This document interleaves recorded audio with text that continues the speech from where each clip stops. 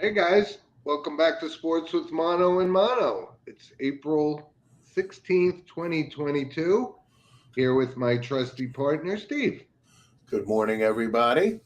also Happy known as po- Mono, happy post tax day. right? And happy Easter and holidays to our friends out there. So, welcome back. And a lot of stuff we want to cover today. So, yeah, you're right, Steve. It's starting to come springtime at least. So, winter's probably in the rearview mirror right now for us Let's hope so. in the Northeast.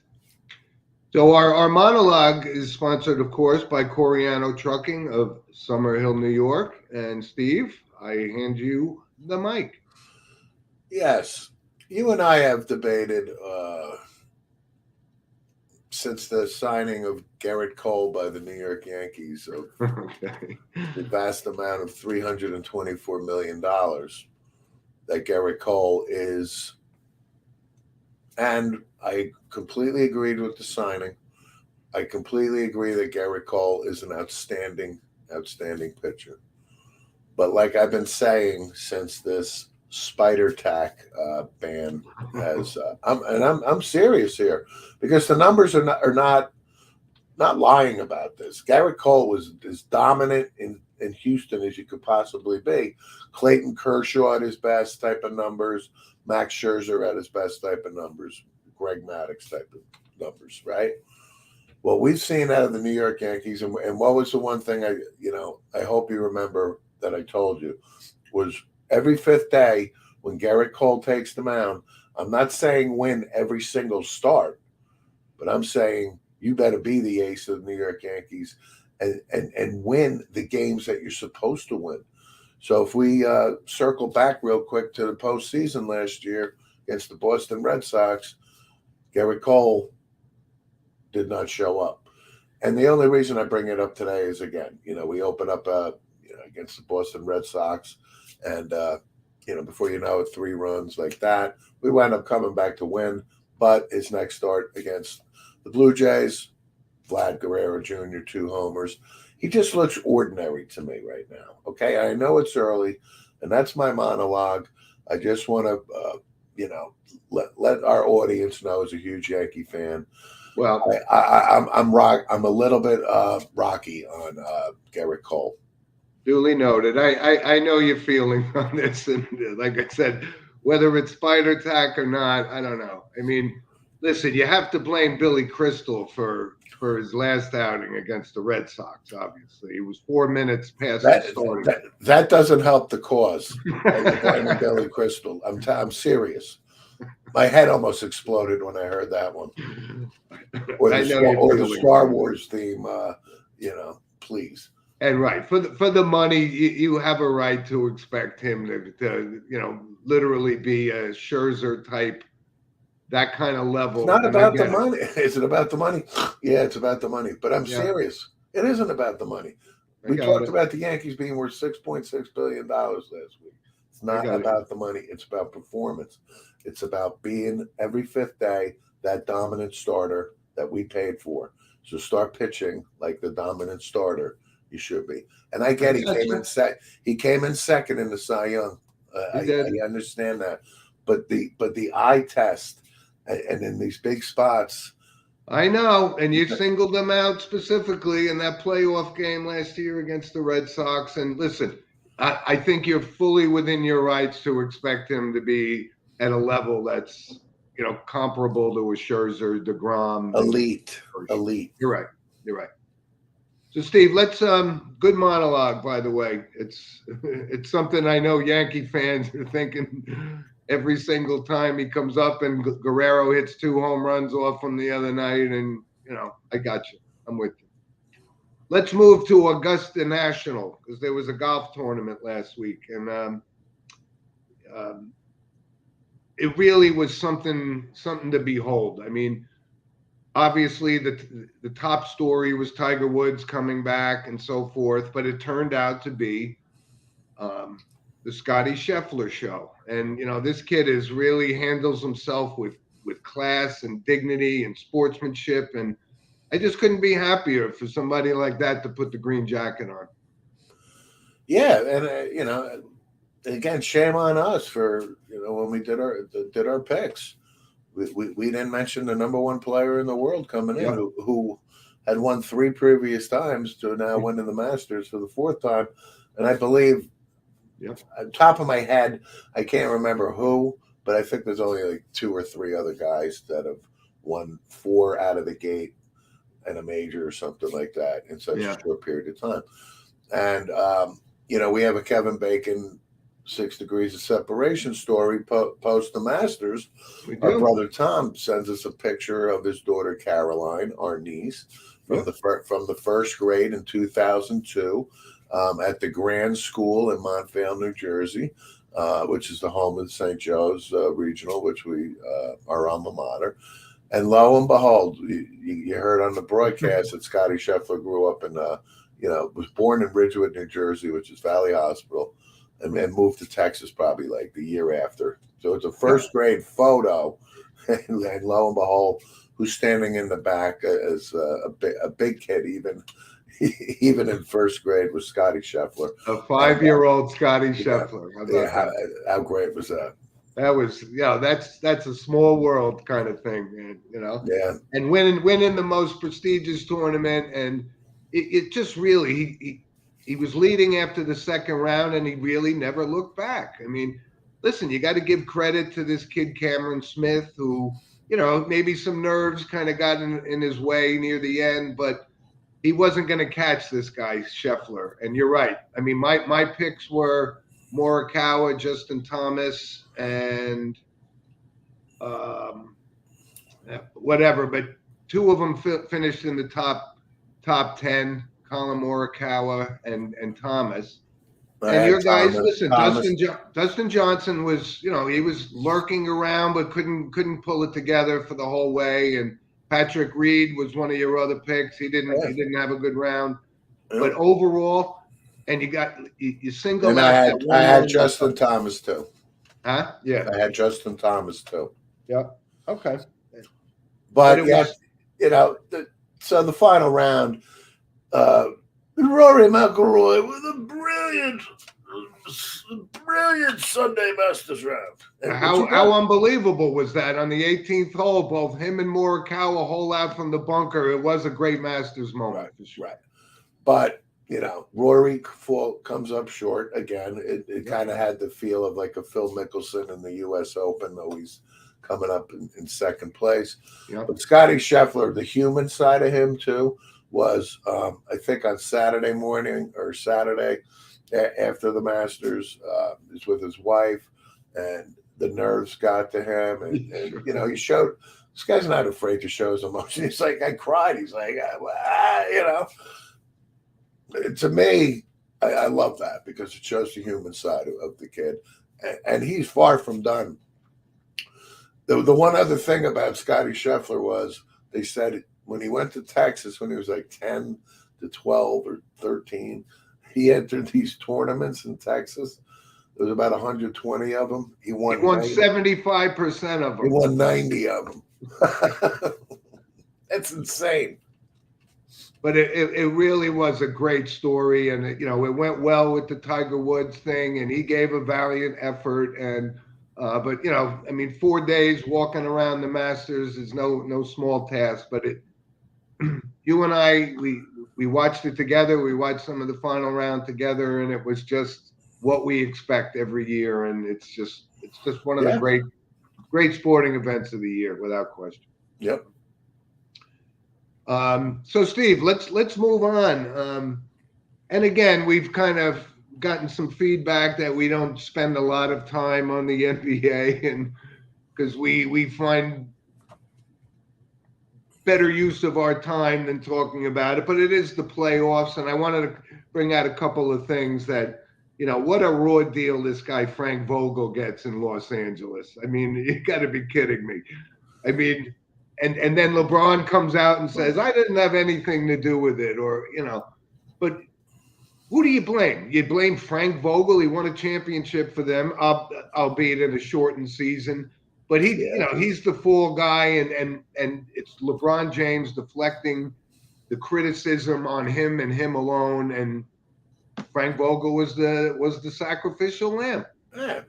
I don't think Frank Vogel's losing a wink of sleep over this, right? I'm sure he's not. Like you said, he won a championship with the LA Lakers. Frank Vogel's career record is pretty good, actually. He was Indiana's coach for a long time. I think the longer LeBron stays around, the worse his legacy. His legacy is going to take a hit because of the selfish, exposed selfish behavior, right? And not taking accountability. And then you have a Russell Westbrook, to me, just buried himself as far as and he'll have to get by on $47 million next year, whether he plays for Los Angeles. Right, but it's everybody else's fault, and it's Frank Vogel's fault. Like Russell Westbrook was rotten on the end of the bench, making $47 million. I laugh at this. I laugh at it because it's a circus, and too bad Jack Nicholson and Diane Cannon and but Steve, that's a pretty good point. That the longer LeBron, and he's still going to be in this league for another 2-3 years. There's no question he wants to play with Bronny. But I don't think his legacy is really suffering. I don't think people see it the way we do. Like if he wants to show everybody, and listen, the guy's resume speaks for itself. It does. Listen, he's in the discussion as just from a pure talent perspective. Okay. Yeah. But when you're comparing legacies of Michael Jordan and his impeccable, right, will to win. Yeah. And we saw this with the Chicago Bulls documentary, right? Yep. But you have my point is the LeBron show is turning into a clown show. And I think his stains his reputation for people like us. Yep.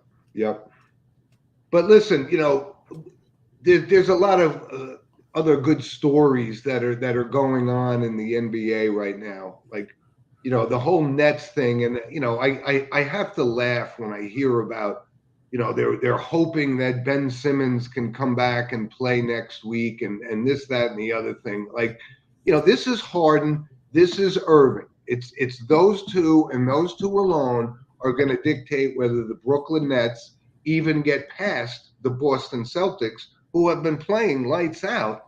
And believe me, Ben Simmons is not the factor that is going to decide this series. It's Kevin Durant and it's Kyrie Irving, and you can't dispute that, right? No, it's 2-on-2 basketball. Embiid and Harden versus Durant and Irving. Ben Simmons is an absolute non-factor. Okay, for shits and giggles, let's say he dresses, for the playoffs. Yeah. You telling me he's in shape? You telling me, what contribution are you looking for from Ben Simmons here? Let's be completely real. Okay, Ben Simmons. I've lost all respect for Ben Simmons. Number one, for quitting on the 76ers. It's become such a silly soap opera. It's not funny. It is. It's exactly that. But I think the Nets still came out winners because of the 2 first rounds they got. Because they got rid of that malcontent and sent them to Philadelphia. But my point is, Ben Simmons is a malcontent too. Right. So like I said, that was my preseason pick.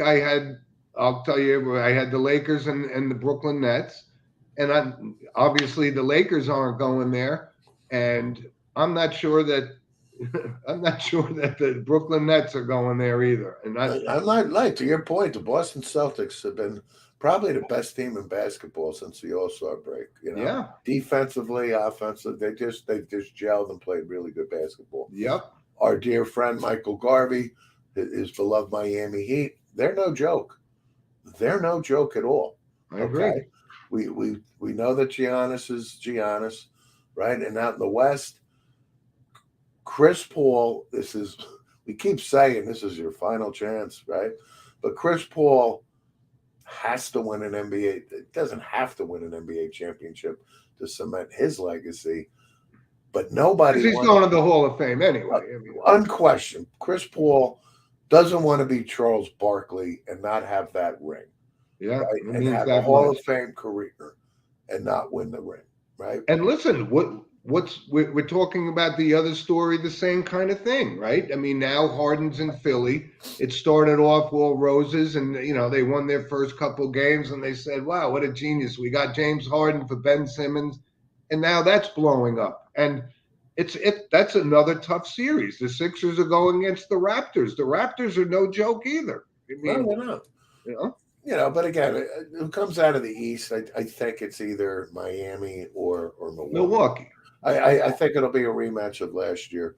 And there's other good stories. You got Ja Morant in the playoffs, and I think this guy is just special.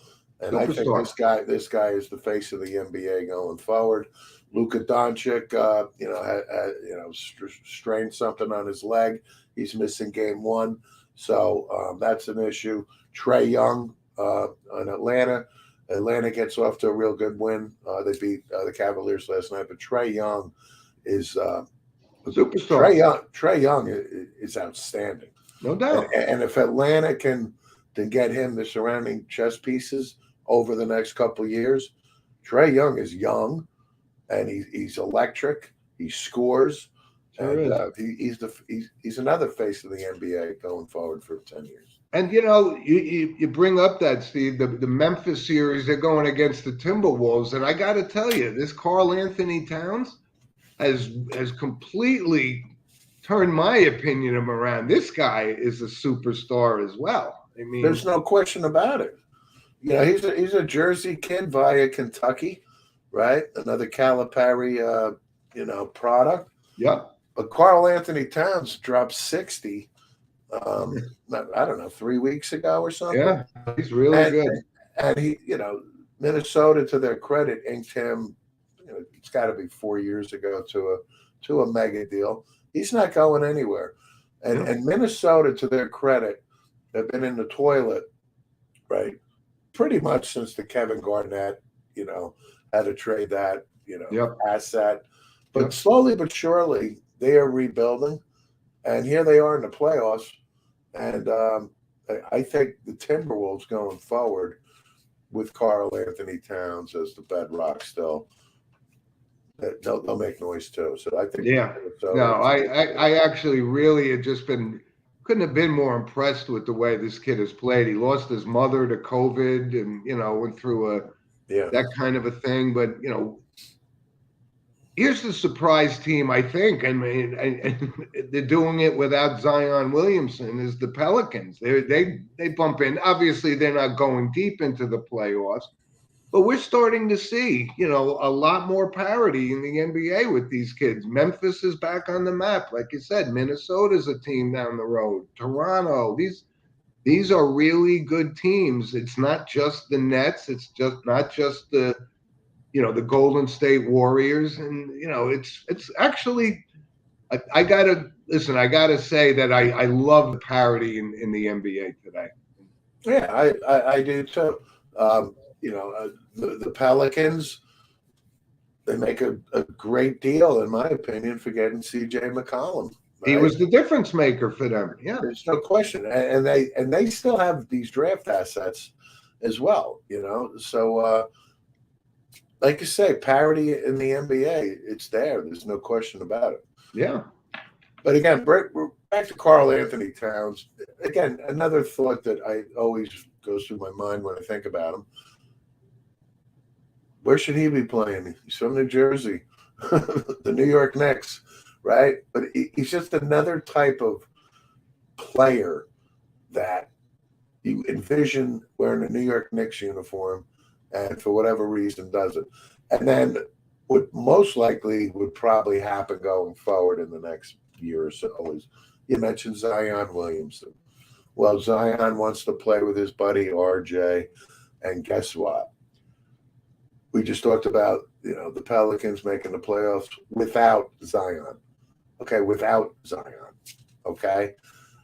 He's hurt all the time. His stock to me has gone way down. Right, and I'm not, and not only does he not want to play there, but you know what? Maybe he ought to rethink that with the Pelicans getting McCollum. And one of our listeners, we just got a comment that do the Knicks, make a run at Zion The Williams. answer is yes. The answer is yes. They are going to make a run at Zion. Absolutely, I think you're right. I'd be surprised if they don't. Yeah, But again, it's a caveat emptor, buyer beware here. yeah. And again, it's his injury history, and he's a personable, big smile type of kid.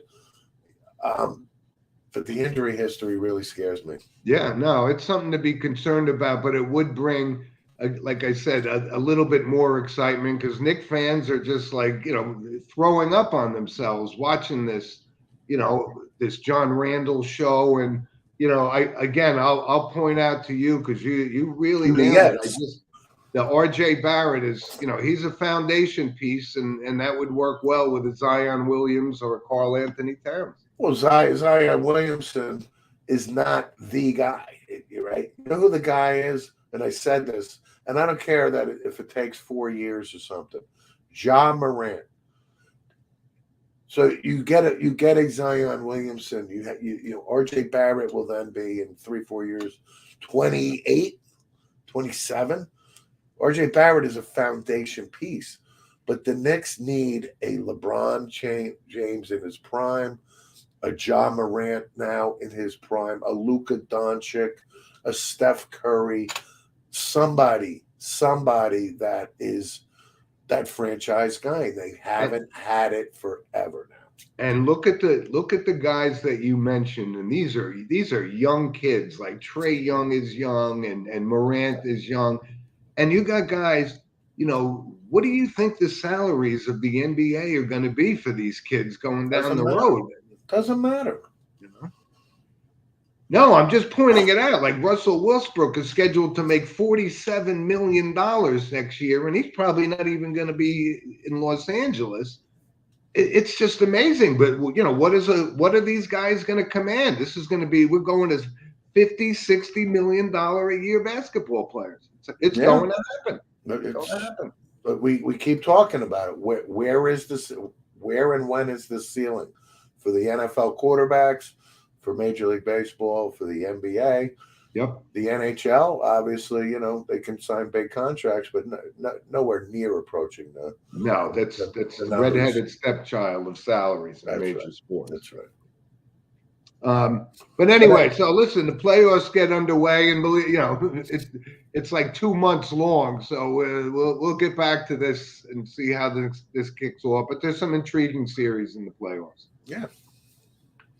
So Steve, let's move on to the NHL because we're getting close to winding up the season. A milestone for Sid the Kid, got his 1,400th point. 22nd player in NHL history. And listen, whether a lot of people don't like Sidney Crosby, but when I talk about Sidney Crosby, the guy is a winner. He's won at every level in his profession. And, this was the phenom. This was the kid who was coming up, and he was going to set all these records. And listen, 1,400 points later, a couple of Stanley Cups, a gold medal, the guy just, like I said, I just want to call out to him that I'm not a big Sidney Crosby fan for his on ice antics sometimes, but you can't deny he's going down as one of the greats. No, you don't have to convince me, convince our audience. But Sidney, when he came out, was dubbed the next one. You can't get any higher praise than being the next one. And you know what? He has exceeded the expectations. I remember, dreaming that the Rangers would somehow get the number one pick, and because the next one was coming out, and you don't know when the next one will come on top of the next one, right? Yeah. But when the Penguins had the right to him, he has exceeded. We heard how good he is, but we never got to see him how good he is, right? Yep. So on the ice, talent-wise, for me, he's exceeded that. However, he has been a punk and a little bitchy, whiny child for most of his career, which doesn't matter a hill of beans, right? But to me, even last week, I'm watching Pittsburgh, Washington, and he throws this left-handed sucker punch on Washington. If those two meet in the playoffs, right, payback's going to be a bitch, Sydney. Okay, and that's all I got to say. But he's been on this, he's been on the hit list of these guys. But yeah, Wilson will take a shot at him on the Capitals, that kind of thing. Well, yeah, but that's part of the hockey allure that we like, Yep. So yep. Yeah, but a couple other talent-wise, the guy's off the charts. Yeah, a couple other things, Steve, is and it's kind of, the University of Michigan, this kid Owen Power, who was the #1 pick, made his debut for the Buffalo Sabres. And they're talking a little bit like when Sidney Crosby came up, the #1 pick. This kid could be the next one, as you say. And I like the kid. I like the fact that he actually stayed and went back to Michigan, and they just lost to the University of Denver. Yeah, in the NCAA thing, but and so a whole bunch upset. of Michigan guys, That was a big upset, actually, because Michigan was loaded this year. They're like, 5 guys that actually, after they lost, they turned pro. So Owen Power is one of them, and I'm pulling for him because you know what, I got a little affinity for Buffalo. I went to school up in that area, so it's a well-run franchise. It hasn't been, but they had their moment years ago, but decades ago. Agreed. Yeah. But this is what we talked about. This is, these are the equivalent. There's a lot of young superstars in the NHL with Austin Matthews, McDavid. This is when we talked about the stars of the NBA. The NHL has these kind of players too. So that speaks well for the future of the NHL for sure. Austin Matthews. But how about this? We got to call this out. I know you brought it up.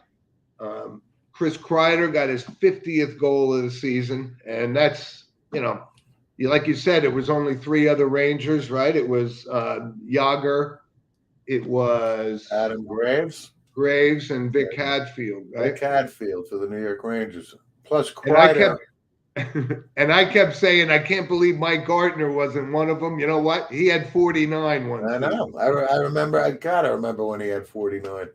I thought he was gonna have 60 that year. Mike Gartner. Yeah. Mike Gartner was a great hockey player offensively. Could skate like the wind. Number 22. But the thing about Kreider's 50 here, he's got 25 power play goals, which is a franchise record. And again, a lot of people I've spoken to, because I'm on record during the Ranger rebuild of 3 years ago, was, trade Kreider. If we're going to break this down, we'll get even more assets for Chris Kreider.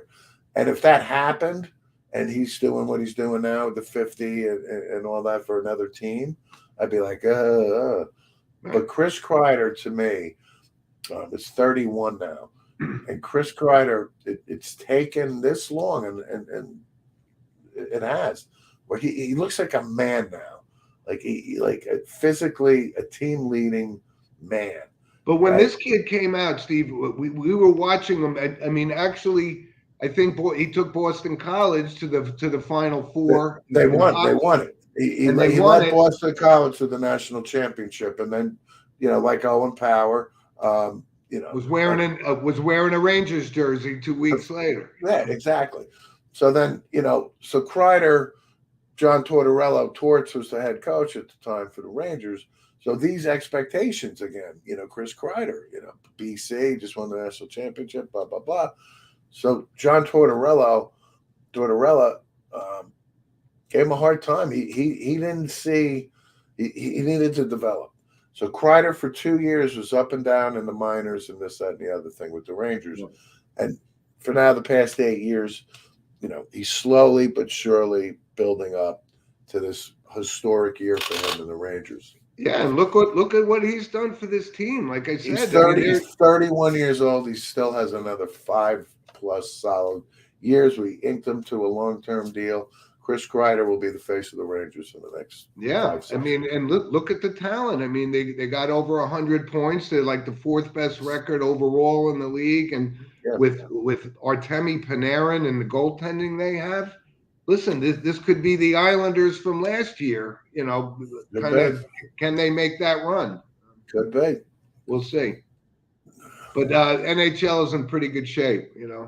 It's in very good shape, and it's a difficult road, man, to win that Stanley Cup because is. There are really good teams out there. It sure is. Really good teams. And the funny thing, I was talking about it, this NBA playoffs drag on for like 3 months because they play one game and they get 4 days off. Like in hockey, they get 1 day off, they play, they get another day off, and they play, and it's just, you could play up to 28 games to win the Stanley Cup. It's crazy. That's 28 ice baths. Yeah, it is.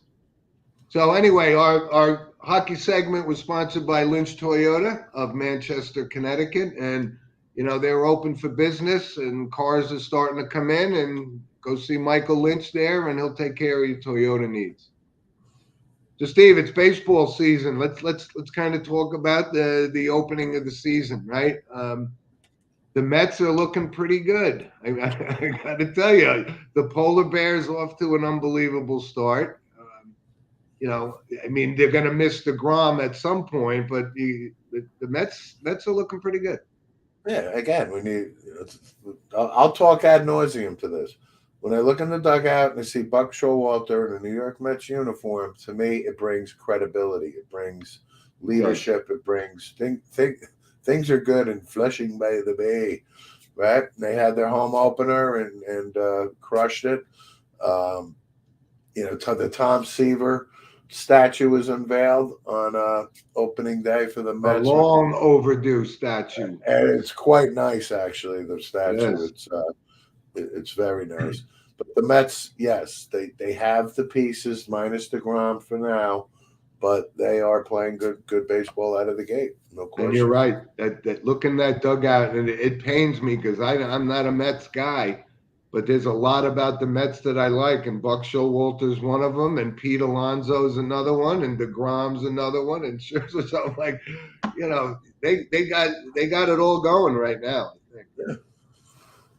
Obviously, baseball is the best of all the sports because it's 162 games. So we're 10 games in, 150 to go. Right, and obviously the big news during the week is the Clayton Kershaw controversy, if you will. Pitching 7 innings, perfect baseball. Pitch count gets to 80, and people are. This is actually a fun debate. What are your thoughts on this?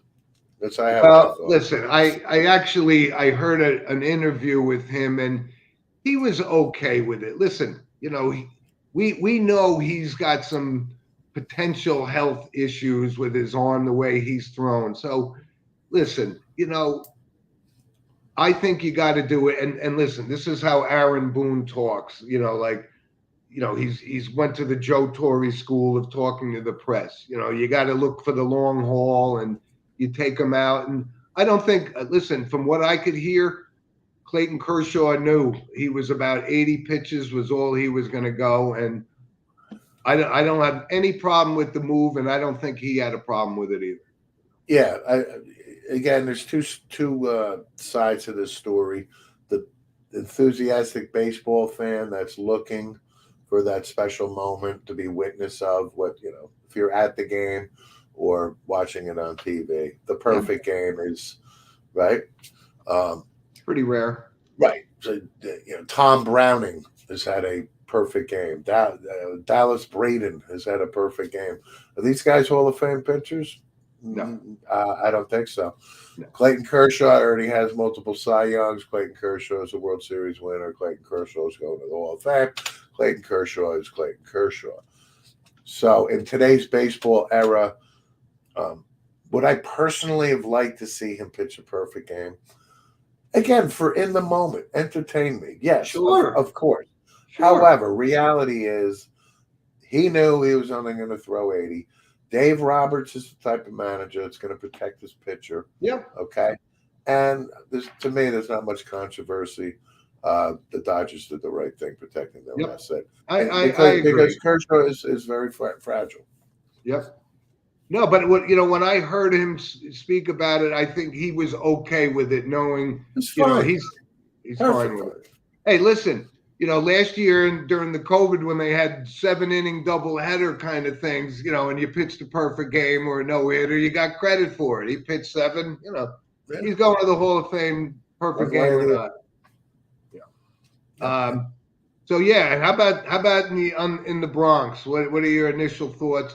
And the reason I brought that up before is because I listened to an Aaron Boone interview, and when I say he went to the Joe Torre school of answering the media, it couldn't be more standardized answers and so forth about, well, what do you think about the slow start by Kreider, Khalifa, and guys? Well, we know that these guys, are just getting acclimated to the environment in New York and so forth, and we look. They'll heat up. They'll heat up.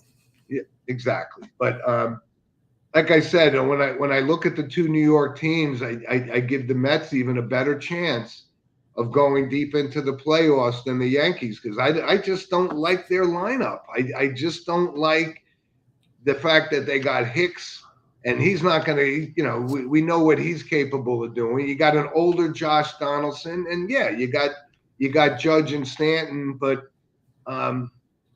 the Yankees don't have the pitching outside of Derek Cole and Severino. That's not a deep pitching staff, and I think the Mets are going to have the upper hand this year in New York.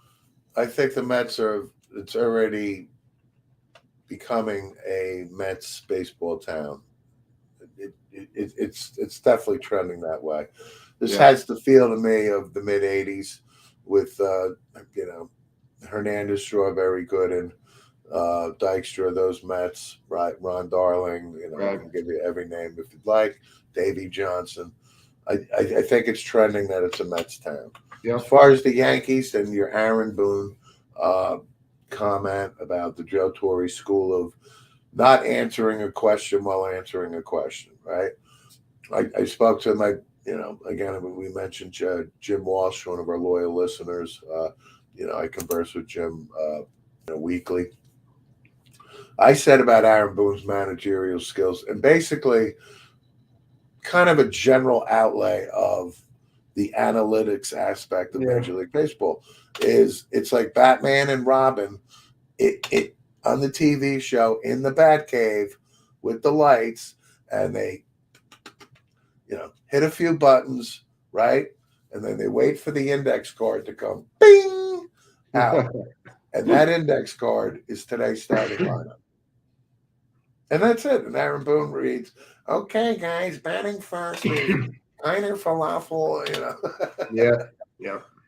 But listen, with baseball too, you got a lot of young, really superstars on their way up with the Guerrero Juniors and the Sotos, and guys now. Other guys are back, right? Trout is back. You got Shohei Ohtani. Those kind of, like I said, baseball's got a lot of real good superstars on the horizon too. Ohtani breaks out yesterday. Hit 2 jacks, right? And then we saw Vlad Guerrero Jr. light up Garrett Cole, and then he hits a third one. Yeah. But you can see how special this guy is. Right? Yeah. You can see the Ohtanis, the Guerreros. These guys are game changers. So it's good for baseball. So we got a little bit more to cover, Steve, but I just wanted to kind of touch on it's the opening day for the USFL today, and I know how passionate you are about it. Yeah. You and I went to see Jim Kelly throw for 500 and change when he played for the Houston Gamblers. But that was a different USFL. That was trying to be a competitor of the NFL. This is more of a farm system. So I really have no interest. But there'll be a couple of guys that'll make its way out of the USFL and into the big leagues. But there's a lot of good coaches. You got Bob Stoops. No, there's no Jeff lack Fisher. of talent, right? Jeff Mike Fisher. Riley, those guys. Right. Terrell Buckley is a new Yeah. coach for the USFL. Listen, folks, to be honest, I will have to really drag myself in front of my TV to even watch this, but I have to watch it for. Yeah. We have a correction, fellas. Go ahead. What? Bob Stoops is going to the XFL. Oh, the XFL. My XFL announced 8 coaches this week. Oh, that's right. You're right. Kind of like a little slap in the face, right? Right. XFL. Okay. Good call, Rob. Yep. I actually don't even know what the XFL is. I know that's the Rock Johnson League, right? I guess. Vince McMahon. Correct. Yeah. Right. Okay. Anyway, so we'll get back to football when when Tom Brady makes another headline. So a couple of little quick shout outs before our random points, Steve. I just wanted to call out our nephew. We're going to end up having him on the show, but he's the pitching coach at Rutgers, and what a season they're having. They're 28 wins and 6 losses in a Big Ten schedule, and they're playing Indiana today, but I just wanted to give a shout out to them. That's good baseball. Yeah, Rutgers this is their 3rd year. Brendan Monahan, our nephew, oldest brother Ken, and Steve Owens is the head coach for Rutgers. And Brendan and Owens have been together. Previous stops at Bryant University and UMass Lowell. Yeah.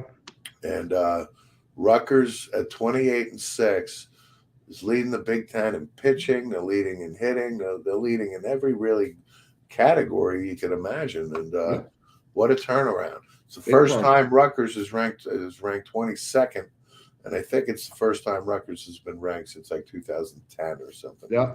So. But I also, like I said, I bring that up because college sports is really, really good. And these are the future stars. And it's funny because I was talking to an old college friend of mine who played baseball at Niagara, Frank Fianacca. He's got, 2 kids playing, girls lacrosse. And this is now firsthand that lacrosse is becoming more and more popular. But he's got a daughter at James Madison. He's got another daughter at University of Rochester, and listen. College sports, took a hit just like everything else in the past couple of years, but it's back. And, if you're out and about, go see a lacrosse game, go see a college baseball game, because it's pretty good. It's pretty good. Absolutely.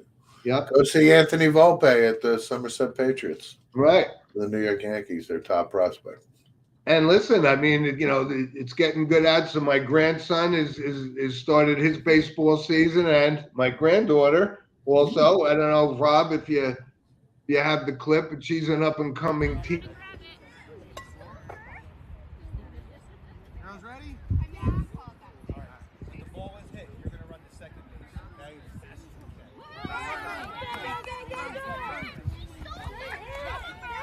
Right here. Right here.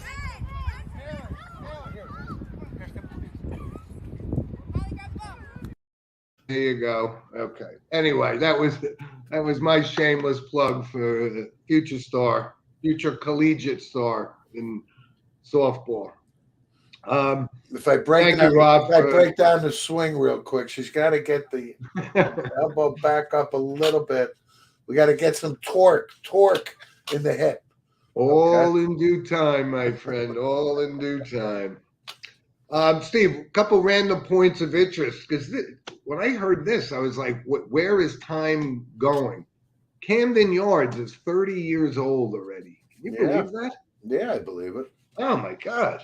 And it's still a beautiful ballpark. It is. It really is. It's a gem. And if you're ever down in that area, there's also the Babe Ruth Museum, which is right by the stadium. And I had an opportunity to go there a few years ago, and it's, for a baseball fan, to me, it was spectacular. No, It really there's no was. question. Yeah. And every time somebody says something about another city stadium, whether it's baseball, football, I immediately always go back to exit 16W on the New Jersey Turnpike for a New York-based franchise to have this toilet bowl that they rebuilt in 2009 called the Meadowlands. It's the absolute worst stadium out there. And when you mention Camden Yards, 30 years old, Yep. it's a gem. And it's funny because, I used to do a little bit of traveling, and I would try to get to a baseball game. Like I've been to a Rockies game or a Dodgers game or a Cubs game. And, it's becoming a little cost prohibitive now, but that's why we say go. You're right. You say go see Anthony Volpe play baseball, go see a Rutgers game but I just couldn't believe Camden Yards is 30 years old. No, that's a good call. And I wanted to also mention, we did touch on it before, but a long overdue statue in front of Citi Field for Tom Seaver. And like beautiful. I said, we talked about it when he passed away within the year, but it's a beautiful, beautiful statue. It is.